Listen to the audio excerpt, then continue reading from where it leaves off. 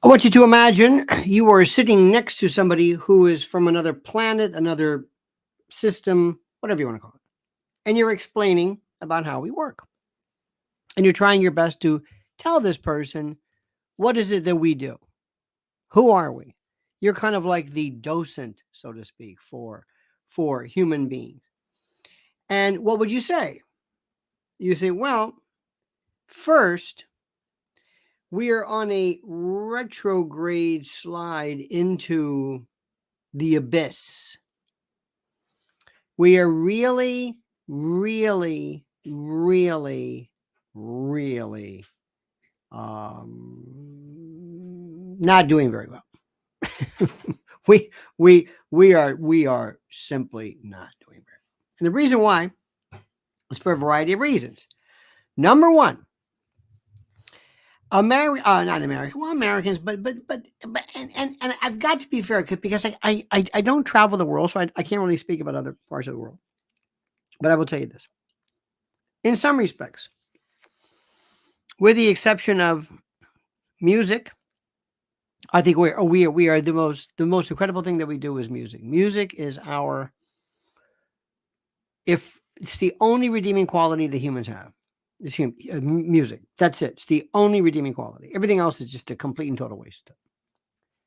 That is wonderful. And if ever there is reason to rejoice, if you listen to Spotify or any of the algorithmic types of things, and even YouTube, you're seeing so much great music. In fact, years ago, I remember having these debates on conventional terrestrial talk radio, which is so useless, such a waste of time. It is so bad. It is so devoid. It is so, I sent David Limbaugh, Rush's brother, just a little IM. I said, how much I appreciated working with Rush and how much I loved him and how transcendental Rush was. He really was. He was transcendental. We don't see this anymore. We're seeing it a little bit in some pockets of streaming, but not really. But still. But humans, Americans, I'll just stick with that, are, first of all, devolving. They are incurious. They are unable to appreciate anything abstract. They're not able to go beyond the obvious. The closest thing that humans ever get to is religion. The closest thing, and that is the acceptance of dogma and theory and theology that is presented accordingly. That's what it does. It presents it accordingly. Okay, that is it. Okay, it's not. It does not lend itself to a lot of questioning. One thing about religion: do not question it. Do not question it. Do not challenge it. Do not. Either you accept it or you don't. And if you don't accept it, you're an atheist. If you're an atheist, well, there's no hope for you at all. Period. There's no hope for you because you will be considered in our world, at least Americans do. They believe that if you do not have an accepted theology or faith system that you have accepted, you're going to go out and kill and rape and pillage. People believe that the only thing holding together society is religion, when in fact it's religion, as many people suggest, which is the cause and the source of so many problems. But when it comes to critical thinking, forget it. When it comes to imagination, forget it. When it comes to that, absolutely not. We are unable to understand two seemingly inconsistent. This is what Fitzgerald said. The sign of a great mind is to be able to appreciate two seemingly inconsistent ideas simultaneously and not lose your mind in the interim. It is something that we grind in. We have these people who invaded, and they are the last vestiges. They are the most evil people in the world because they are the people on mainstream media news and cable news. They're removing the stop signs. Years ago, there was a case where these teenagers thought it would be funny to remove stop signs. I don't know, which is really tough because they're really they're very deeply embedded in any event. So they did this, and there was this accident where people were killed, and these teenagers, the judge was, he said, I know these kids didn't want to kill anybody. I know they thought it was funny because remember when you were a kid, you would do things because your judgment center is just completely your ability to think ahead of time. But they remove stop signs. And that's what's happening right now. There are people in regular news who are removing stop signs, who are trying to put the same people on the show, one in particular, the same people, the same rehash, the same recycled, the same everything, the same frame of sweepers and sounders, and they are removing the stop signs. And if you want to watch, for example, I'll give you an example, Fox News, they have one person in particular who can't speak English, doesn't pluralize words. I mean, it's basically it says a lot more, and I'll leave it at that. But it basically says we don't care about this. We don't care about this. Say what you want about Piers Morgan or whatever. The British, for the most part, I mean, they may have somebody with a regional accent. You might have somebody from Scotland, from Dundee, but they speak English. We have a major. They don't even care about people who can speak English. I mean, think about that. United States of America, Attorney General. I mean, just cannot. That insults me more than anything else. I don't care whether you don't know anything. It's like, you mean to tell me, out of all the people in the world, you couldn't find somebody who speaks English? There are people who are migrants who speak better English. They may have an accent, but they're speaking the way. That just, you have no idea how it insults me. And insults me. Anyway. But what these people do is they're not telling you, listen to me. Listen. Let me explain to you what's happening between Israel and Gaza and Hamas and Palestine. You will never do this because you've got this group who must maintain the pro-Israel conservative trope, the tropisms, the memes, the memetics. They must. It's clear cut. Palestinians don't have any position. They elected Hamas. They can't bitch about Hamas. They could have removed Hamas. Quit your belly aching. Shut up about Hamas. It's your fault. That's it. Israel's our ally. That's the way it is. Shut up. Hamas, I don't want to hear anything about any claims about people dying, children, hospitals. If it's true, it's your fault. We don't have time for that. That's exactly what they're doing. This is one particular group of people. Now, in the others, a little bit, whatever. I was listening today to one of the best, and I got to tell you this. I thought it was, sometimes it seemed a bit, sometimes a little ditzy, but that's okay. I'll take it. You've got Sagar and Crystal, Breaking Points or something. She is absolutely, adamantly pro-Palestinian. He is, I think, less so. And I cannot take, please listen to her to understand her position. I have to understand the position. You can't be an illuminated, educated person today if all you know is the Fox News Israel trope. And I can explain to you the Israel situation absolutely, positively, easily. but I've got to get a little drawing board, a little dry erase, and I've got to explain it to you. And I'm telling you, I'm going to lose the audience in 30 seconds because people are stupid. Stupid. America is stupid. Stupid with stupid people and stupid shows and stupid issues. Dumb, stupid, incurious, unimaginative, stupid. We love stupid. Get somebody with the epoxied face. Bring in some ditzy blonde. Fake this laugh. Do this crap. Have these same recycled perverts. We are living right now in a world of perversion. People who I've never seen it. I've never seen it. You know what paraphilia is, right? That's a better word than perversion. We are seeing people who are psychosexually screwed up, who cannot maintain any kind of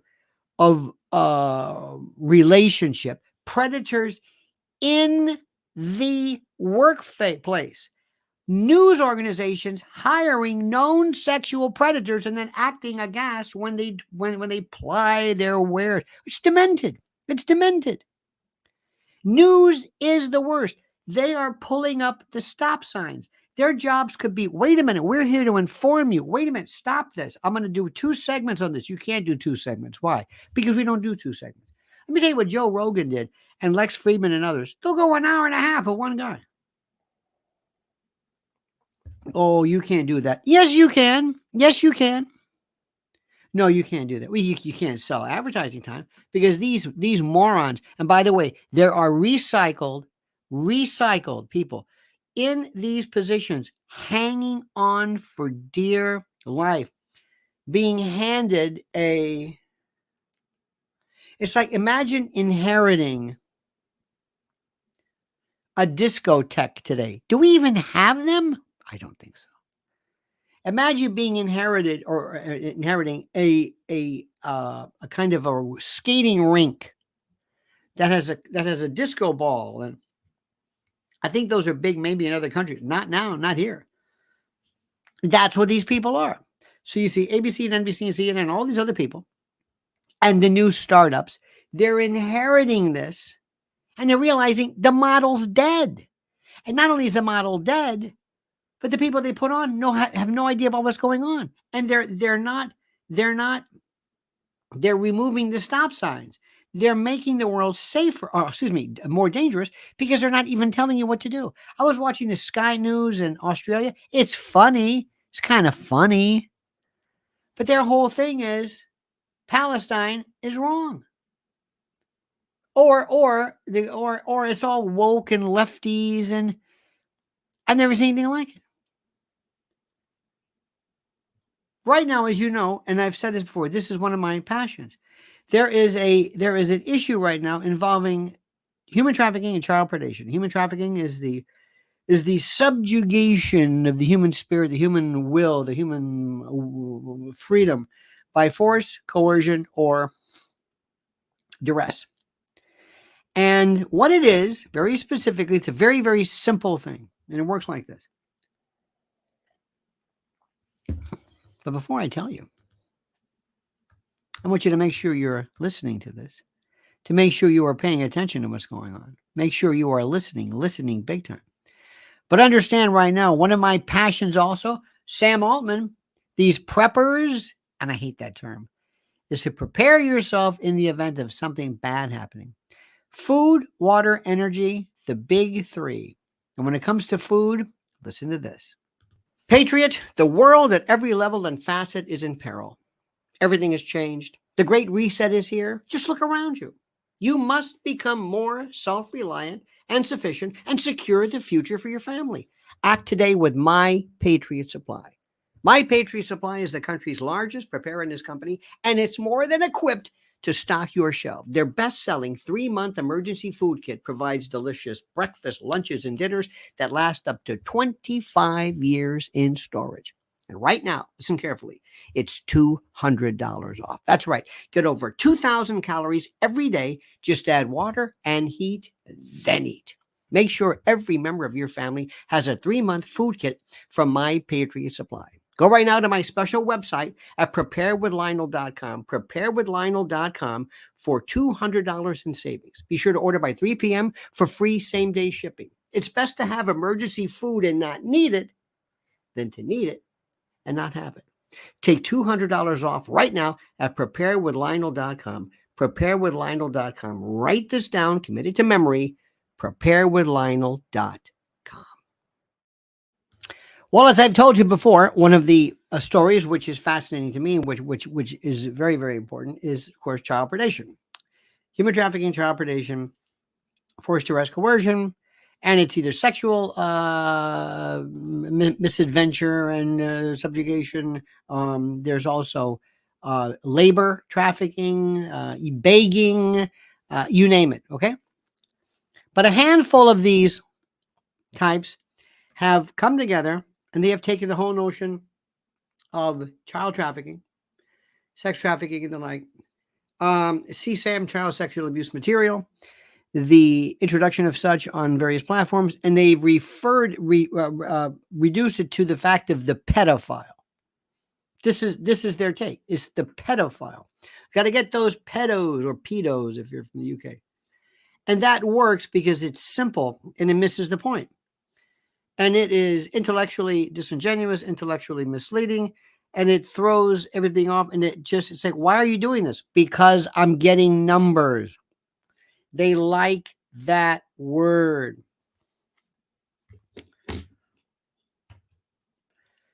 The movement of brave men and women who are trying to save and teach and provide safe houses and rescue children all over the world who are being trafficked either because of debt bondage or whatever. They're going after the trafficker, not the consumer. It's the trafficker. If you want to stop anything on a large scale, you go after the people who are trafficking. And why do they traffic? Money.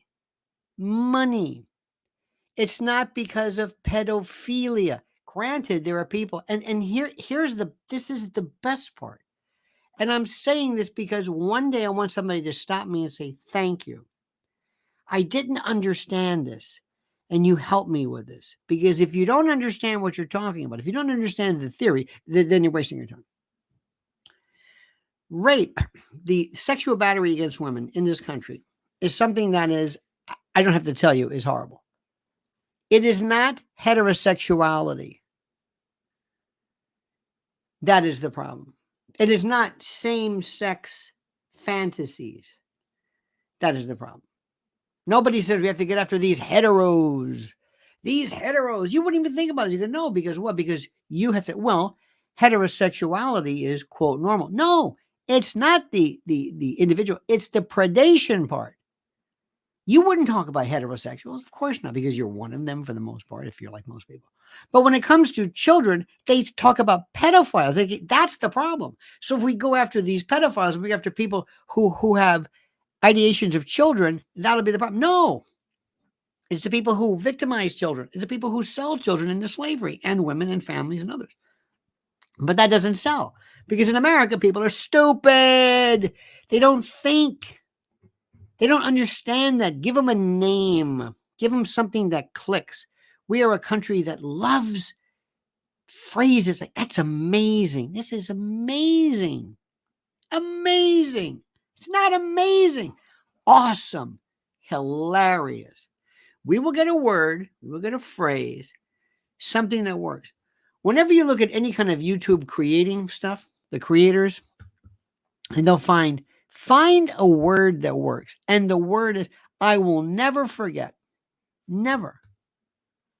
All of a sudden, one day I did this, I don't know, subject on, remember the Atlantis sub? Remember the sub that was, they took these millionaires or billionaires or whatever it is, and they took them on a sub and it blew up and it was just horrible, okay?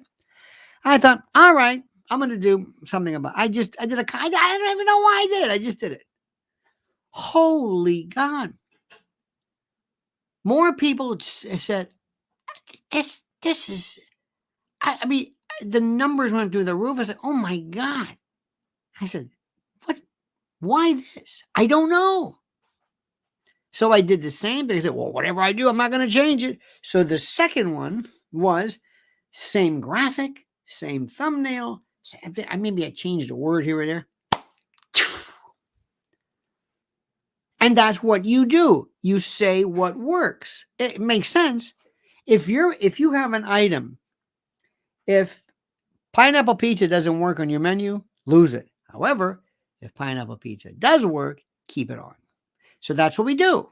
And people look at metrics as what guides us. And I did it. I didn't devote the whole channel to it, but I know what I'm talking about. Whatever works, you guide the metrics, you guide the numbers accordingly. And you stick to it and never vary or veer from it. Americans in particular hate yes, no kind of things. I'll tell you right now, it's my downfall. I can't see one or the other. Because I swear to God, I could sit there on a show, have the Israel position, Palestinian position. I can argue both of them. And they're both right. They're both right. Do you understand what I'm saying? They're both right.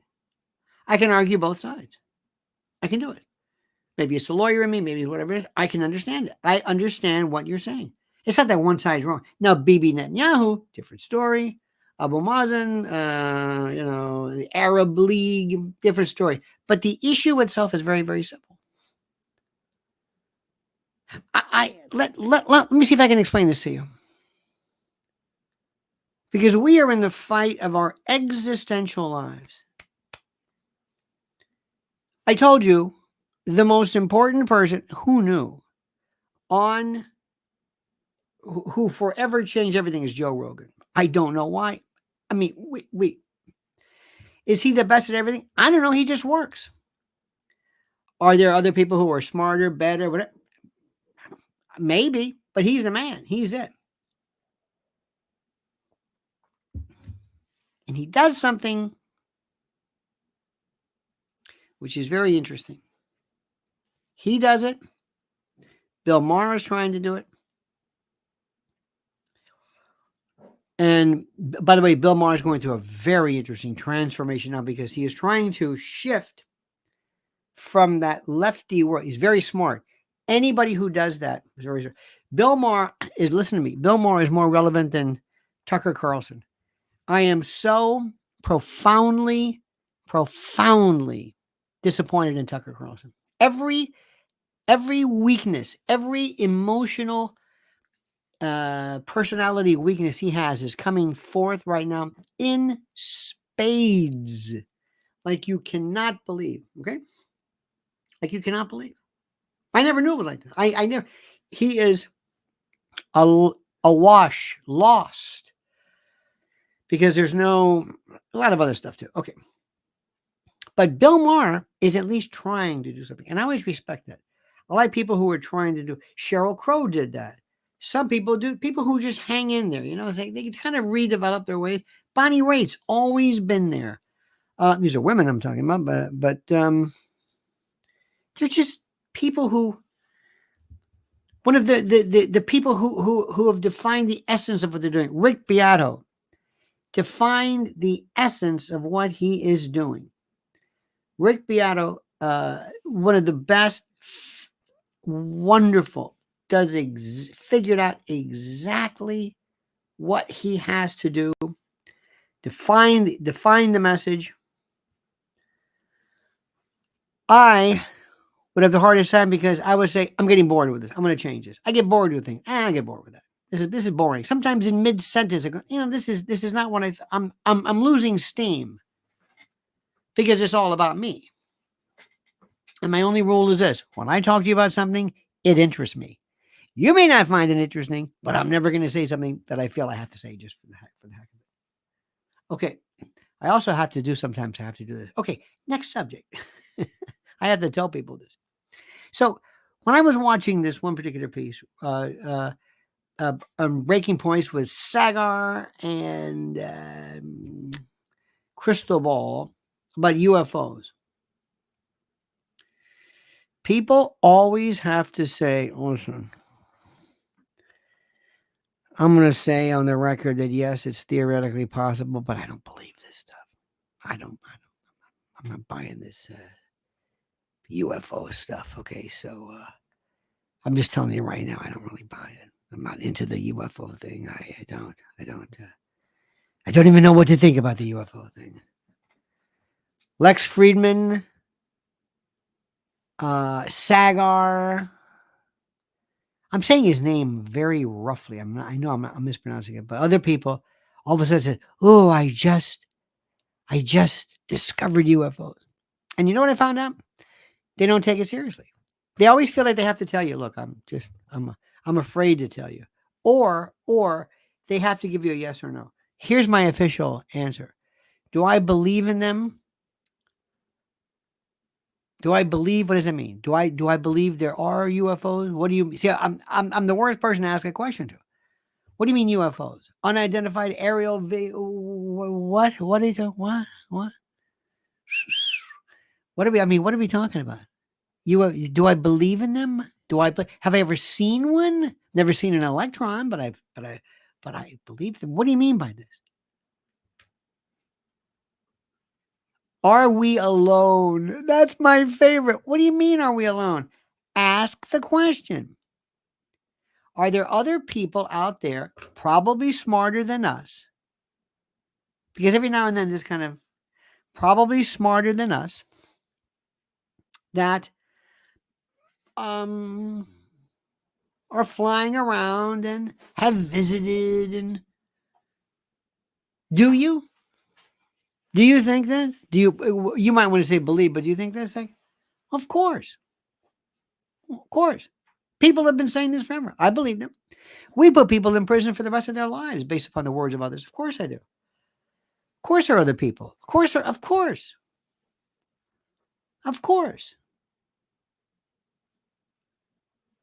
I mean, do you know what circumstantial evidence is?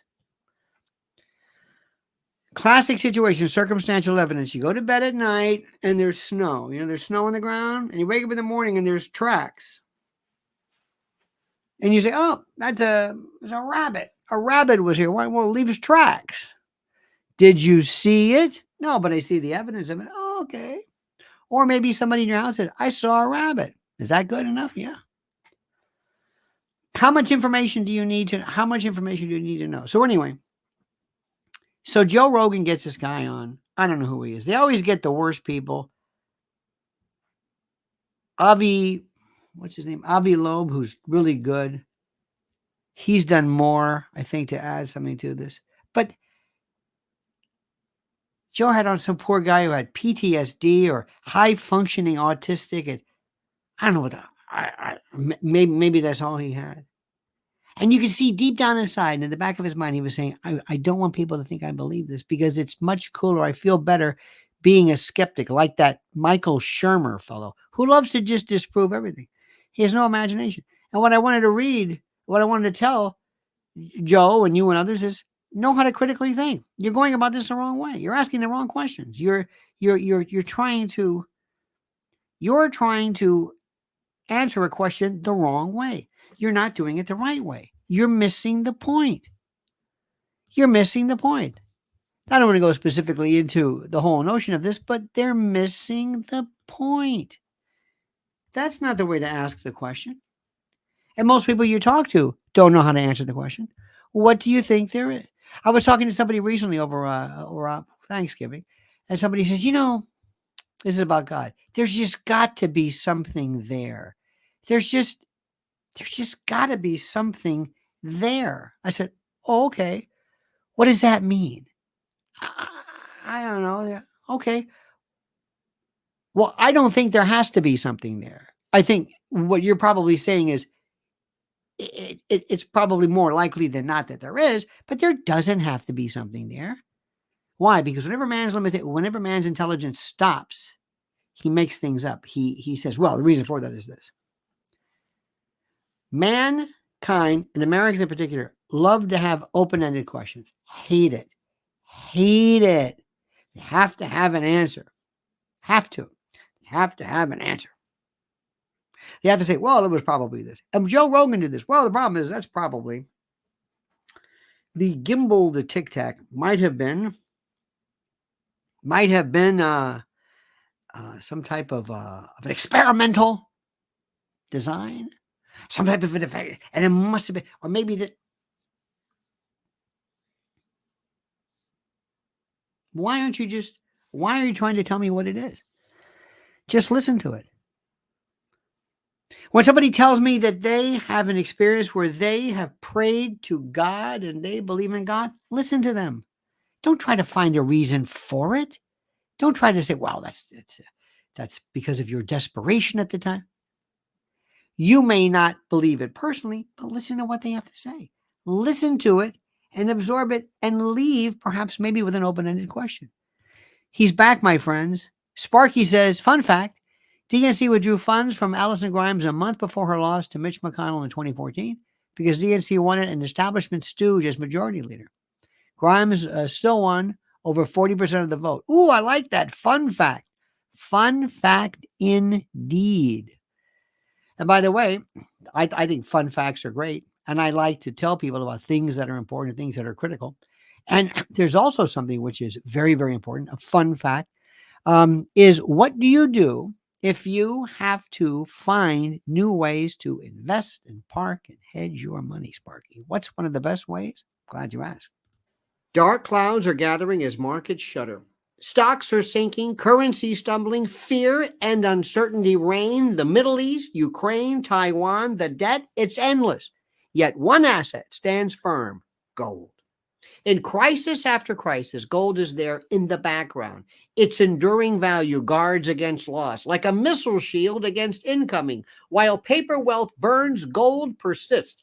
Shield your savings against looming threats: war, recession, contagion, and avoid the frenzied panic of the unprepared. Take control in the chaos. Fortune favors decisive action. Get hold of gold now before it's out of reach. And right now, Noble Gold Investments offers a free 5-ounce America the Beautiful coin with every new IRA. Claim your free coin today to secure your financial future. As this new storm gathers, panic looms. And some of the places you were thinking of for your money, well, they don't look so clever anymore. Secure your future against disaster now. Open a Noble Gold Investments IRA and claim your free bullion coin today. Go to LionelNationGold.com. That's LionelNationGold.com. LionelNationGold.com, the only gold company I trust. And remember, there's always a risk of investment and there's no guarantee of any kind. I love that. When is there a guarantee of anything? When have you been guaranteed of anything other than some type of a business thing? But when have you been guaranteed?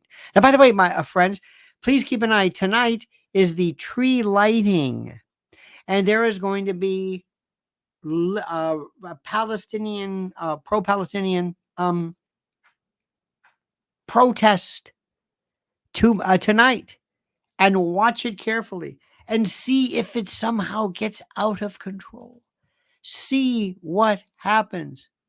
See what happens. This is the most important thing in the world. This is the most important. And also remember, one of the problems, this is the most important thing in the world. Do you want to be able to handle the truth, or do you want to have your world verified? I can't say this enough to you. I can't say it enough. Let me give you an example. Last night, it was very weird. I was thinking very much about Jimmy Carter's death. Jimmy Carter was a good man, or is a good man, rather. And Rosalind Carter is his wife of 77 years. And Jimmy looked really bad. Jimmy looked bad. But he's 99 years old. But I mean, he had things in his skin. You know what happens when his mouth was kind of in that rictus. That's a good word. A rictus, a maw. And Melania shows up and she's wearing non-black. Now, I don't know what this story. At least she didn't have that jacket that says, none of your business. What did that thing say? Don't ask me, or She had this thing on, I don't care, or something like that. Uh-oh. Sparky says, hopefully it's more like a S-400 missile shield. Patriot missile shields have proven to be just hype. And the word is hopefully, you mean to say, I hope. Because hopefully it means full of hope. But that's okay. That's one of those things that I don't want to say what it probably is. I want to observe it. And rather than just try to refute what I'm seeing. So anyway, so as we're watching this thing, I was thinking, does Rosalind Carter, does that energy, does that love, does that experiential power base, is it merely extinguished just because she is no longer with us? Is Rosalind Carter gone? When she was in the last throes of her life, when she was in hospice, when everything was starting to kind of break down, 97 is a good age. How did she end then? And maybe get kind of very existential and ethereal and hypothetical and spiritual. All those kinds of stuff. I was just thinking about what the Max Planck Institute said about life after death, that there was no such thing as a termination of life or energy because of the fact that we are who we are and blah, blah, blah. Okay. Well, lo and behold, Mrs. L and I happened to watch this series, and I loved these wonderful things. This wonderful this Broken Mirrors thing on Netflix. Is it Broken Mirrors? Do I get it right? Yeah, Broken Mirrors. Yeah. And I think it is. Is that it? Yeah, Broken Mirrors. It was a series. Black Mirrors. Black. I knew it. I can't. Sometimes things will just. Black Mirrors. Black Mirrors. Is that it? And this is on Netflix. Yeah, Black Mirror. Okay, I got it. Joan is awful. We saw one called See You Next Time or something like that. And at the time that we happened, I thought it was very propitious that lo and behold, I'm thinking this and there's this case. And the story is this woman, she and her husband are together and they love each other. Something tragic happens to him. And lo and behold, somebody says to him, we can bring him back to you. We have collected. And by the way, this was in 2013, maybe. I think when they did this, 2013. And they came with this idea that we have taken his data and we have collected it. And we, by virtue of what they were trying to tell us was, through AGI, we can replicate him again or bring him back. Sparky says, no problem. One reason I watch is I learn language skills. Oh, well, thank you for that. But it's not language skills. It's like one of those wonderful priggish. It kind of makes sense. Hopefully another one too is, what do the people say? What happens when people say, I could care less. I just go, and nuclear, I still go, I go nuclear when I hear that. So what happens if somebody says, listen, President Carter, yeah, your wife died. And we have something important in this device, in this cube. I have every bit of metadata regarding your wife. As you know, during the course of our life, we have had humans have kind of an access port like a USB or Lightning, whatever it is.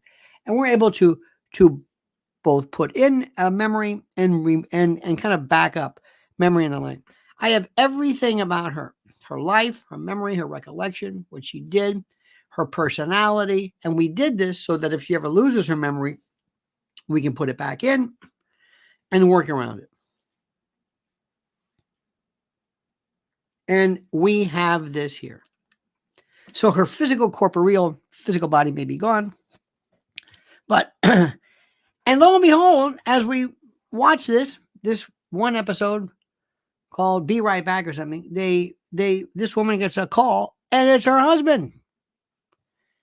He is on the phone and they're talking and he knows everything, his personality and what he remembers.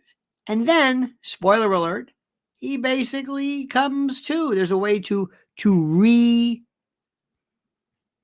rehydrate, reconstitute him in a physical form. Well, there's limitations, obviously, that you can imagine. So when I'm thinking about that, it made me think, after all, what is who we are? There is the corporeal, there is our physical. Somebody told me one time they had a bag, a plastic bag of a relative, father, mother, somebody's shirt or clothing in a bag. And anytime they wanted, they can open it up and smell, because some people have like a smell. Not an odor, not a bad, just a smell. And they could smell their father. I thought that was so interesting. So interesting, and how it would trigger things. But what if I could take you and reconstitute you into another form? And you will not die, or would you? Or is there something, or is this the only form of life? And how does religion kick into this? Well, they say, wait. The only everlasting life, because religion, for the most part, always will find ways to screw things up. But there's no. After a life, you can do this. Blah, blah. But what is and is not this person? And then what if I'm able, as technology, as brute force computing and super intelligence comes about, and AGI takes a thread, a shred, a fiber of a person, replicates it in perpetuity. Can you imagine what that is like? And you have your mother, father, son, daughter there. It might be the coolest thing in the world. Or is it? Is it? What if you could sit there and you can talk to your mother and you're on a phone call and you can say, remember Aunt Rose? Yes. What was the name of Aunt Rose's brother-in-law? Jerry. And you're thinking, my God. Well, is it your mother or is it the data? But as AGI picks up and learns, remember what it can do. Artificial general intelligence, recursive self-improvement, it recodes, it writes its own code. Number two, it knows every bit of information there is. It knows data. Half of everything is just the data. Number three, it knows human psychology. It knows everything from curiosity to jealousy to all of these other aspects. It knows everything. And fourth, it can write its own API or its own apps and the like. Now, this is one of the greatest. I mean, this is one of the most fascinating subjects. I could sit, and my dream would be to sit with a very smart friends, sitting in someone's living room or a back of a restaurant or whatever, and just ask questions. And just think about that. Pick it apart. Ask yourself, what would that be like? What would it be like? What would be the limitations? What could be accomplished? What couldn't be accomplished? To put all this together, and then, interestingly enough, ask further, what's the harm and what's the downside and blah, blah, blah. The number of people that I could ever find who would be able to do that and willing to do that are so de minimis, it's not even remotely funny. People don't want to do that. They don't like this. They don't like what if. They don't. They hate it. Sparky says, as a naval nuclear pioneer of the 50s, Carter was lowered into a Canadian reactor by a rope around his waist, wrench in hand, to stop it melting down. It's surprising that he's still alive. Absolutely. And, we had this fellow, and thank you, Sparky. We had this priest in high school The story was he worked on the Manhattan Project. You know, I didn't know then what I know now. We could have figured it out. In any event. And there was a story that they had to do something where it would most probably would cause sterility by frying any spermatozoa. And they sent him in because he was a priest or was on his way. So the story goes. It's like, you're not going to be using those boys. Raul says, is it possible that we love because the person will cease? Ooh. That's interesting. Is it possible that we love because the person will cease? Ooh. Is love an independent sub-element of of insecurity of the loss? You see, whenever a child has a puppy or a dog or a cat or whatever it is, I think to myself, oh, good. In fact, I did this one time. Parent got upset. He goes, we've got little, Rosebud here, a dog. I said, oh, that's good. Why? To teach him responsibility? To teach him how to care? No. To teach him how to deal with loss. That teaches him it's his first necessary thing about loss. You don't understand presence until you know loss. He'll learn the death of a pet, the sadness. It'll force him to get existential. Where does he go? He's with Jesus playing with all the other little puppies. And the puppy, he's going to play with a baby or whatever who maybe died early, and they're in heaven and they need a puppy, and little whatever scout here. Well, this is where you kind of distort reality to make reality feel better. It's the way you bend the truth. And I got this look up. What are you talking about? I said, no, this is important. You don't know what you've got till it's gone, but you don't understand object permanence in Piaget unless you understand what loss means. It's not here anymore. It's not here. In a child's world, everything is it. Where is it? I lost it. What do you mean I lost it? I can't find it? No, it's gone. Wait a minute. When I lose a toy, it's misplaced. Oh, this isn't misplaced. This is gone. It doesn't exist anymore. Explain that to a child. You can't without a child, without a means of it. It's very difficult to teach kids things. I used to love, one time years ago, I always thought kids never understood math. I said, let me ask you something. I've got this thing here. We've got this, imagine this I voted sticker is a cookie, right? And I said, let me ask you a question. Let's say you and I wanted to have a cookie. We only have one. And you and I want the cookie at the same time. What do we do? And do you ever see a little kid look? They look, their eyes go back and forth. La, la, la, ooh, la, la. That's all I got to say. That's all I want to say to you. Make a long story short, I said, what do we do? And they said, well, we have to share it. Share it.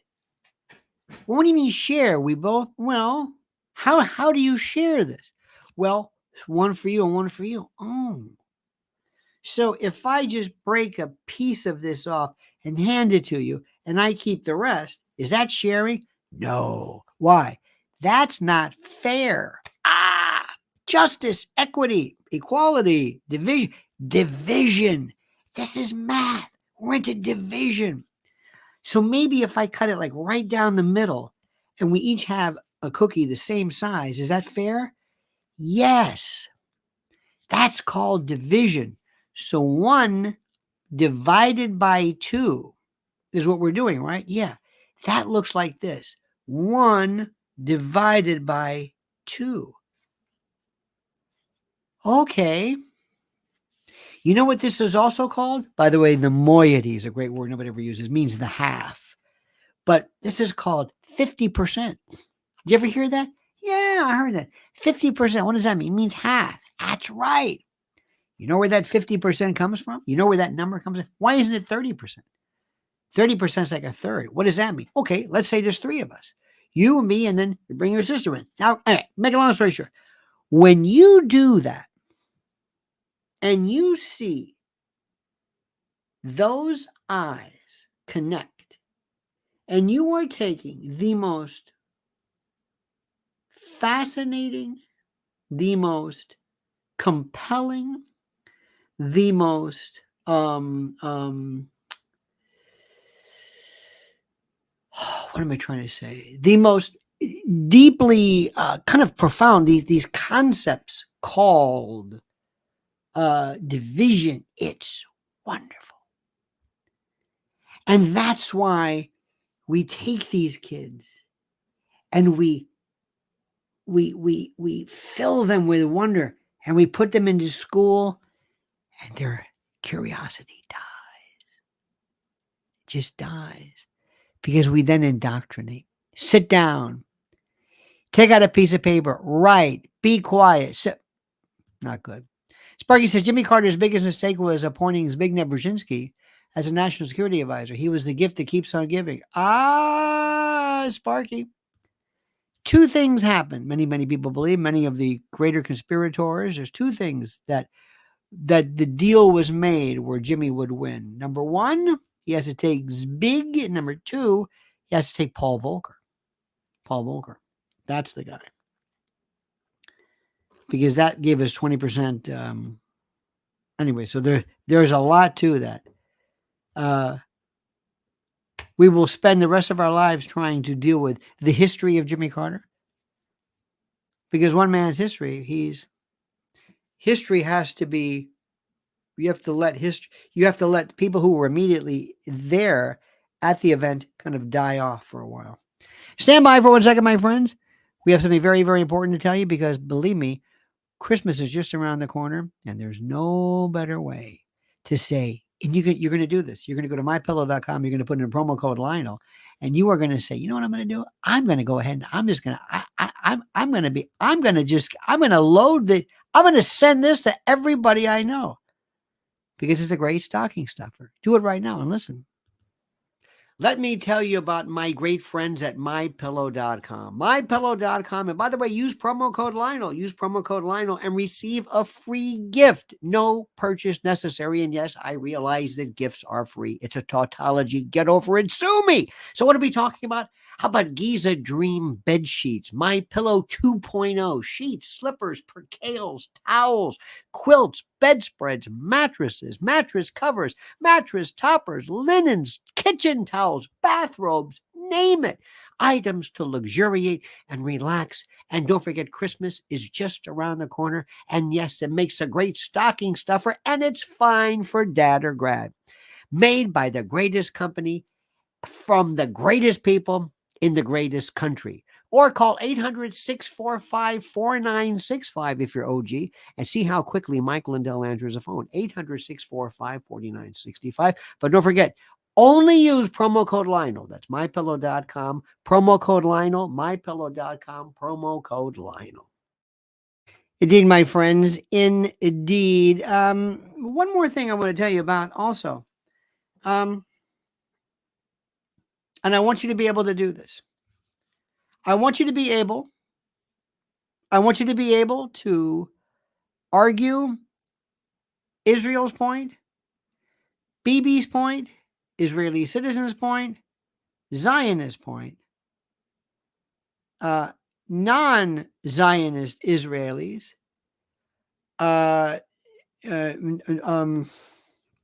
anti-Likud Israelis, Arab Israelis, Palestinians, West Bankers, pro-Hamas, pro-Palestinian.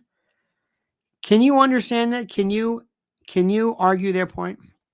If you can't argue their point, if you cannot do it, you're wasting your time. If you cannot argue their point, you're wasting their time and your time. Being able to argue the point doesn't mean you agree with it. When somebody says to you, What you're saying is simply this. You're saying that this, under all stretches of all definitions of the word of apartheid, Jimmy Carter. Did you ever hear what Jimmy Carter said about? Oh my God, Jimmy Carter was brutal. It doesn't mean you necessarily agree with this. It means you understand it. It means you understand what people are saying. That's all it means. It doesn't mean you agree. It doesn't mean you share it. It doesn't mean you're an advocate of that particular idea. It means you understand it. You can deal with it. That's all it means. That's all. Okay? That's all it means. And I want you always, always, always to understand that your opinion is always, you're always checking it, always validating it, always asking yourself, do I really believe this? Is this really what I believe? Yes, yes, yes. Now, my friends, I want to remind you of something also, which is very, very important, very, very critical. I can't say this enough to you, but I'm going to say it. On February the 3rd, I cannot wait. It's been a while, but I cannot wait to be and to return to the Cutting Room in New York City. Cutting Room on February the 3rd, 2024. I hate stand-up comedy. I have no interest in hearing a joke that this person has done before that, and before that. It's different than a play. To me, stand-up comedy, stupid me, is not a play. It should be something that is, I don't know what the word is, something that is real and kind of spontaneous to a point. I mean, there's some variability. So please make it a point. Tickets are available. Just go to it's going to be at the Cutting Room. You can go to the Cutting Room website. You can go to my lionelmedia.com. You can do whatever you want and see it there and enjoy it there. Let me also tell you, for those of you who have been saying, I can't say certain words here. I can't say certain things here. Okay. I dig what you're saying. I dig it. What's also important, which is critical to understand, is very simply this. I live under the mantle, under the threat, under the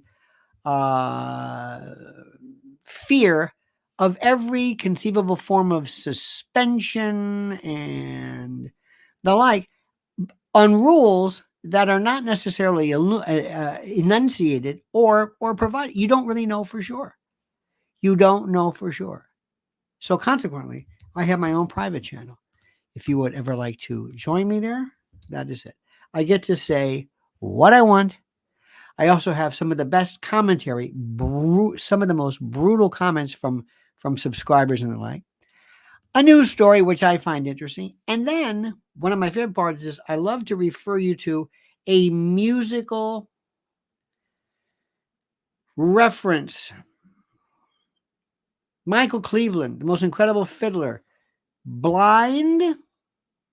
He's cleft palate, blind. He's, for all practical purposes, you would think this guy, you would look at him and say, oh my God, has nature provided such a terrible penalty? And then you hear him play the fiddle and you think, oh my God, it's the most, you can't believe what you're hearing. And there's music out there that absolutely, I can't explain it enough. Sparky says, by the way, even if Bibi isn't convicted of crimes against humanity, Israel can still blame it all on him using their media connections, then concentrate on getting along with others. Oh, he is through. No. He is, as far as him being charged. No, the ICC. No, that's not going to work, because once you open the lines for him, what are you going to do with Kissinger? What are you going to do with other people? Come on. How do you explain half of? I defy anybody to explain to me how we even went to half of the wars that we went to.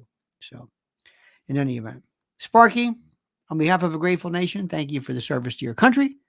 Thank you for your sagacity, your sapience, your savoir-faire. I appreciate that. Thank you for all of that. So anyway, dear friends, you have a wonderful and a great and a glorious day. I thank you. And Raul Rodriguez, you as well. Thank you, sir. Have a great day. Think. But always try to figure out, what's the other guy thinking? Be able to explain it. All right, dear friends, have a great and glorious day. Thank you so much. See you tonight at 7 p.m.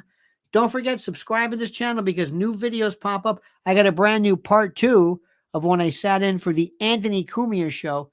2 solid hours of me, 2 solid hours on every subject under the sun.